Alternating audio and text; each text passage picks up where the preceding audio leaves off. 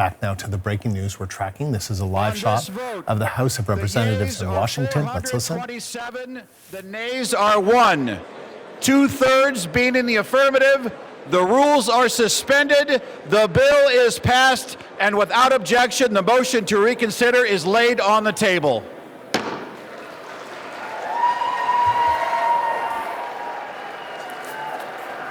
Members just finishing up voting on a bill to force the release of files related to the Jeffrey Epstein investigation. It was expected to pass overwhelmingly, and in fact, it did. The CBC's Katie Nicholson joins me live from Washington. So, Katie, it wasn't quite unanimous, but pretty darn close. Take us through what just happened.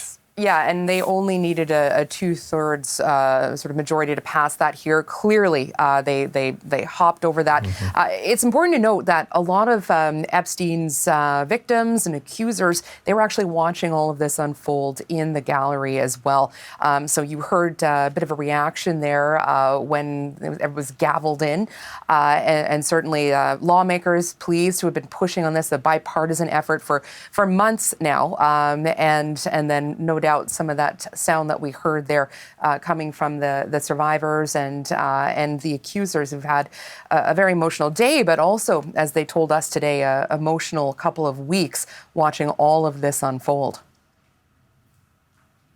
And tell us a little bit more about that, Katie, just in terms of what we've been watching and what could happen next. Yeah, so here's what's going to happen. This is supposed to go to the Senate next, right? And we don't yet know. John Thune, the House Majority Leader there, has sort of been playing his cards close to his vest. We know he's going to be under an incredible amount of pressure from Republicans as well to bring this forward for a vote.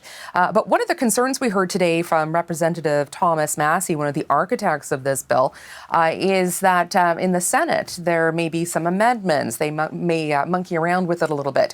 And that is something that House Republicans were warning the Senate off of today, saying, we will be watching you. They want to see this move forward, ultimately to the president's desk to be signed into law. Of course, it'll take about 10 days there to make that decision, or rather the president has 10 days in which he can either sign it into law or veto it. What we heard from Donald Trump yesterday, even though he's very frustrated with this matter and did an abrupt U-turn on Sunday night and eventually told House Republicans to vote for this measure after last week saying that Republicans who fell for what he is calling the Jeffrey Epstein hoax were bad or stupid in some way. Anyway, he's indicated at this point he will sign this into law, and essentially, this is what all of these survivors have been pushing for: transparency. They want to see what the Department of Justice has in terms of its investigatory evidence on Jeffrey Epstein, what he was doing over the many years that he was operating, and specifically, who knew what in the justice system, in the FBI, and who may have failed to act? These are questions that a lot of the survivors have been living with for years, and it's also questions that lawmakers have been trying to get to the bottom of through numerous committees, both in the Senate and the House. It should be pointed out, though, Katie, because Donald Trump says that he would sign it into law doesn't necessarily mean that he will, and it also doesn't necessarily mean, even if he does, that all of these files would be out there, right? That is correct. Yeah, I mean, there are any number of things could happen. And as Thomas Massey did suggest today, there could be amendments occurring in the Senate. It could land on Donald Trump's desk, and there could be some sort of provisions put in by the Department of Justice. We did hear from the House Speaker today. Earlier, he floated some of the concerns that he has around, say, just a broad release of all these files.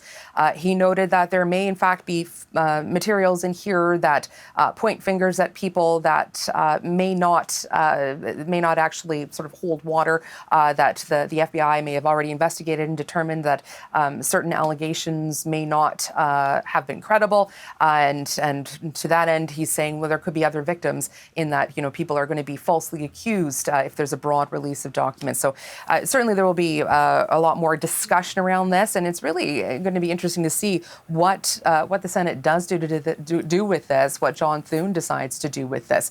But, it's very clear that over the last couple of weeks, Donald Trump has become very frustrated by this. We saw him earlier today lash out at an ABC reporter who asked him a question about the Epstein files and what Donald Trump is saying over the last couple of days.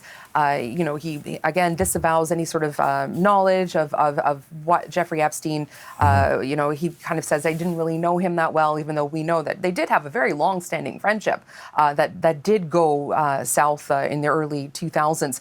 And he, of course, tried to start this or give Pam Bondi orders to investigate a number of high-profile Democrats for their alleged ties to Jeffrey Epstein, and saying this is a Democrat hoax, but also it's Democrats who were friends and sort of hanging out with Jeffrey Epstein, and they're the ones that should be investigated. So, as with all things with Donald Trump, sometimes there's an awful lot of smoke and subterfuge, and certainly there's been a lot of shifting around of the message here, but he just couldn't swim upstream anymore with where this vote was headed in the House, and certainly the base has been very invested in for quite some time in seeing the release of these files, and ultimately he gave his blessing more or less on Sunday night, but as you said, just because he says yesterday that he will sign this into law,